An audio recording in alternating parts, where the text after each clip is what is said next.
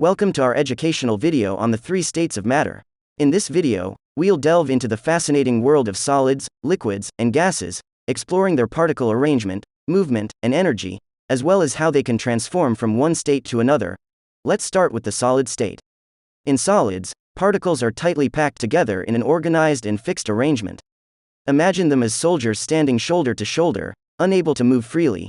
These particles vibrate in place due to their thermal energy, which we'll discuss later.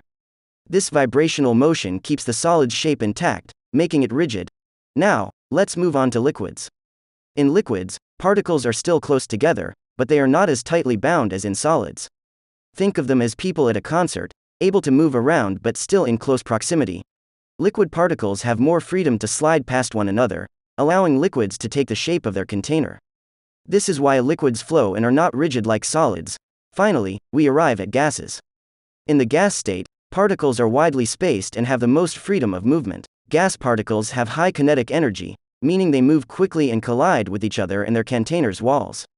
This constant motion allows gases to expand to fill any available space. Now, let's talk about the energy of these particles. It's called thermal energy, and it's related to the temperature of the substance. The higher the temperature, the more kinetic energy the particles have, making them move faster. When you add heat to a substance, you're increasing the thermal energy of its particles, which can lead to changes in state. Speaking of changes in state, let's explore how these 3 states can interconvert. This process is known as interconversion of states of matter. When you heat a solid, you provide energy to its particles, causing them to vibrate faster. Eventually, they break free from their fixed positions and become a liquid. This change is called melting. If you continue to add heat, the liquid particles gain even more energy and escape into the gas phase. This change is called vaporization. Conversely, when you remove heat from a gas, the particles lose energy and slow down. They come closer together and form a liquid, a process known as condensation.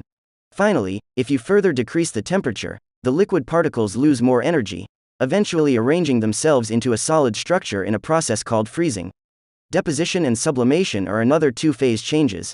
Deposition is the process in which a gas transforms into a solid without first becoming a liquid. This typically occurs when a gas cools down and loses energy, causing its particles to come together and form a solid. Sublimation is the opposite of deposition. It's the process in which a solid transforms directly into a gas without passing through the liquid phase. This happens when a substance gains enough energy, usually through heating, to break the bonds holding its solid structure together and becomes a gas. And there you have it, the 3 states of matter, their particle arrangement, movement, and energy, as well as how they can transform from one state to another.